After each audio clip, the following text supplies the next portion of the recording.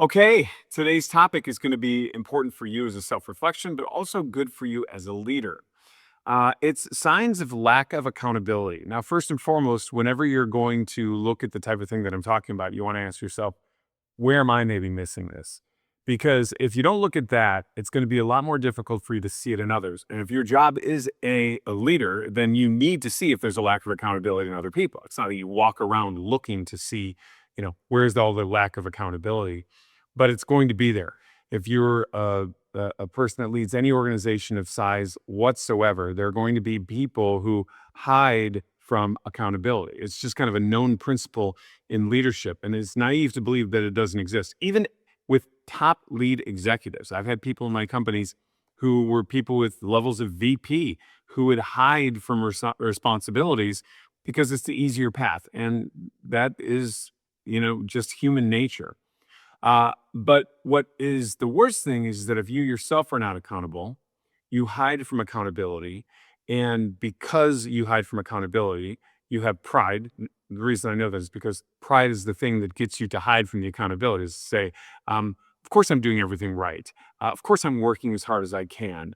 Um, the reason I didn't get those numbers to you is because I wasn't provided those numbers. These different types of things that make us run from our responsibility are fueled by pride.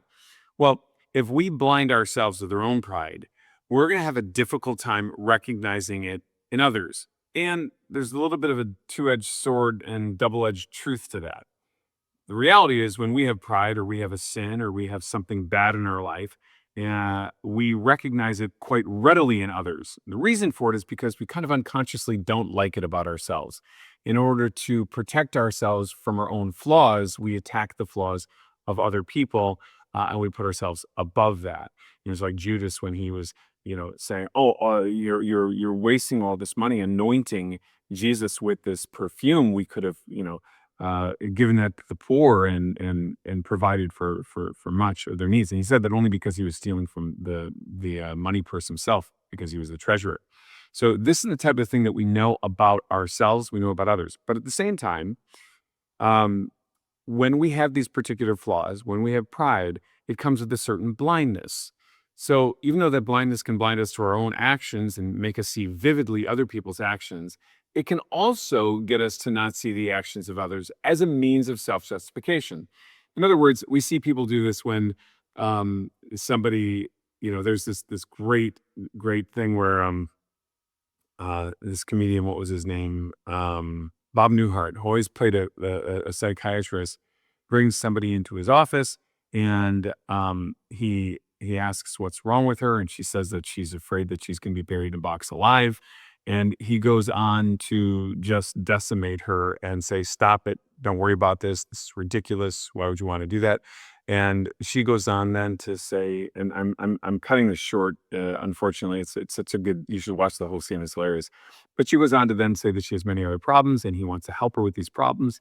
And so she'd say everything from, like, I have a hard time, a paranoia of relationships. He says, "Stop it. What do you want to be alone?" She says, "I have this, phobia, that phobia, this concern, this anxiety." He's like, "Stop it, stop it, stop it." And when the scene began, he was actually washing his hands in his office and comes out to greet her. Well, now she goes on the list and she goes, "And I wash my hands all the time." And he goes, "There's nothing wrong with that. There's germs everywhere." And of course, it was the self-justification. And this is another thing that we do. We either attack things that other people do that represent the flaws that we have, or we ignore them and we say, "There's nothing wrong with that." It doesn't matter if people are behaving this way. There's nothing wrong with it. And inside, it's because we're doing it ourselves and we get justified. Okay. So I'm going to go through 6 signs of lack of accountability. You need to look to see whether or not you have them in your own life. And then you can identify them in the people you're leading. The first one is ambiguity. When you ask a person a question they should understand the answer to, and they can't give it to you, they're super ambiguous. "Oh, yeah," and they use all these like platitudes and whatnot, or give or takes, or within a certain range of, or "I couldn't be sure, but." Well, sometimes that makes sense because you don't have the information yet. But if it's a person who's supposed to be precise in what they do and what they understand, and they're not being precise when they're supposed to be, it's a sign that they just don't know. And they're lacking accountability and going and seeking the information that they actually need. The next one is complication, overcomplicating things. I remember this one particular person, and I had this happen many times, but this one particular person, it just strikes me as this memory every time I talk about this. Because he had pretty much everything on this list, but I would say, "Hey, tell me about," and it was a department, by the way, that, as a CEO, when you start a company, I ran every department because it was just me basically and a few other people, a couple of partners, obviously doing very important things in the organization. But as I was growing these particular departments that I then delegated, I was the one in charge of them. I created the department, and then I was like, okay, it's big enough, and the responsibility is big enough. I need to hand this off to somebody else, and I need to do other things. Well, when I would hand it off to somebody else and I'd sit down and talk to him about it, sure, it would evolve, but it was very easy to understand the department and the evolution of the department because it all made sense. But whenever I would talk to him, even within months of him taking the job, I would say, "Well, how's this going?" He goes, "Well, because," and he'd start going into these things about all these complications and difficulties, and he said them as though I would just understand them. And I was like, "I don't know what you're talking about. I literally don't know how to make that job and that role so complicated." And after a period of time, he just recognizes because he lacked accountability, and it was a distraction that he used. The third one is slow or no contact communication. This is a big one. You need information, or there's information they should probably need, but you can tell they're not asking. And when you ask for the information, they're not providing it, and other departments are also interacting, and that's not happening. Why is there going to be low contact and low or slow communications? Because they don't know what's going on. And so not they're afraid to actually be engaged in a conversation. The more they have to talk to you, the more they're gonna find out they don't know what's going on. They're not accountable. Pretty simple. The next one is, positive news about nothing. This is the fourth one. So the first was ambiguity, then complication, and slow or low contact communication. The fourth one is positive news about nothing. "So how's it going?" And I'm still thinking of this particular gentleman, although there have been a handful. But, "Oh, amazing, great. Oh, things are unbelievable. Yeah, really good." Okay, that's great to hear. Tell me about it. And now when they tell you, the results that they're telling you really aren't actually that positive. They're not actually that amazing, but they're putting this like incredible spin on it as though you're going to ignore the actual facts of the numbers and just be so caught up in their enthusiasm for what's going on. It's like you don't want to sell me death six. You want to go rethink your life. It's like, no, this is not going to happen here. So if you're positive about nothing, it means you have no accountability. Or worse yet, let's say you are sincere and you're not trying to deceive somebody else and you're super positive about low results. That also says quite a bit. Okay, the next one, the fifth thing is self-righteous deflection. Um, this is kind of a how dare you thing. Um, you know, how dare you question me in my job and how I do it? I don't question you in your job. Ironically, they probably are. This type of person almost always does. But it's a how dare you mode. It's this uh, standard for themselves that they wouldn't have for others. Like, I can't believe that person was late. And they're going to go off about how the person is late, knowing that they're late about pretty much everything. And they just hide it. I can't believe the quality of that person is off, and they get all self-righteous again as a deflection so that you're going to say to yourself, oh, their standards must be so high. They must always be on time with everything that, what? And then you're confused because they're not, right? But this is a sign of lack of accountability. The last one is low performance without asking for help. And this is a big thing.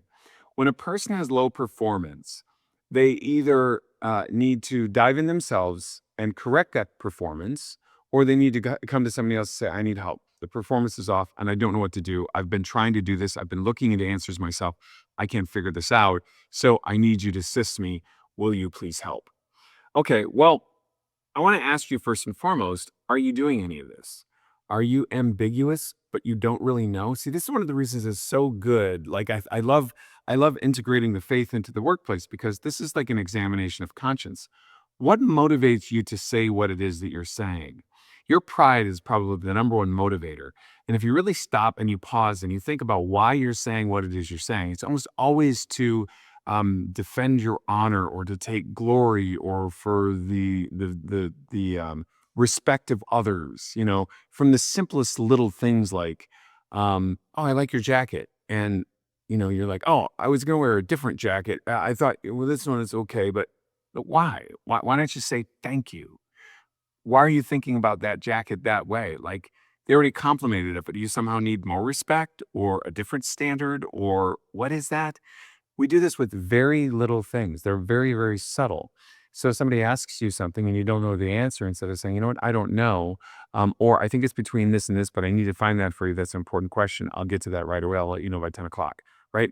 That type of thing is very different than the deflection. The deflection is there, and you probably wouldn't admit it at the surface, but the deflection is there because you're not willing to do the work, because you're embarrassed that you don't know. So these things are centered around pride. Your complication too. Why do you put complications out there? Well, if things are abundantly complicated, then who's going to blame you for not getting them done? I mean, they're so hard. How could you blame me? I mean, I would get it done. It's just that this, all these complications. Or it's not that complicated. Well, by the way, it usually isn't when they try to make it super complicated. They're doing that to hide from the responsibility. Or it is easy. And they know it's easy. And they're getting it done. But they say it's complicated because then they look more heroic. Why? Pride, pride, pride, pride. But pride comes with blindness. So we have a hard time admitting it or seeing it. So I want you to look at, why might you be ambiguous? Why might you be saying things in a complicated manner? Why is it that you have slow or low contact with the people who need frequent and good contact? Why is it that you're promoting positive news about nothing? Why is it that you're self-righteously deflecting other things and identifying things and standards in others that you just would never have for yourself? Why is it that you have low performance, but you're unwilling to ask for help? Pride is at the core of all of these things. And it doesn't matter if you're Catholic or religious by any stretch of the imagination, and you're just trying to run a great business in a complete, non-Christian pagan attitude. Fine, but you're going to still suffer from pride. And if you don't recognize where your pride comes from, you're not going to fix it. One of the reasons that we're talking about these things in the full context of the church is that you need God's grace to get past your pride. That's the only thing that can actually get you past your pride. You might have some natural virtues and inertia to do it to a certain degree, but not a complete degree. And you'll always suffer to whatever degree you don't go further. So it's important for us to consider these things. Once we do it in ourselves, now we can look and say, I recognize that person as being ambiguous. But with humility, you know how to approach them about it.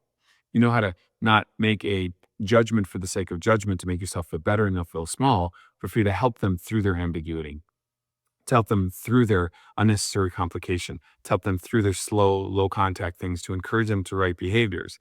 Sometimes you got to be tough, by the way. It's just true.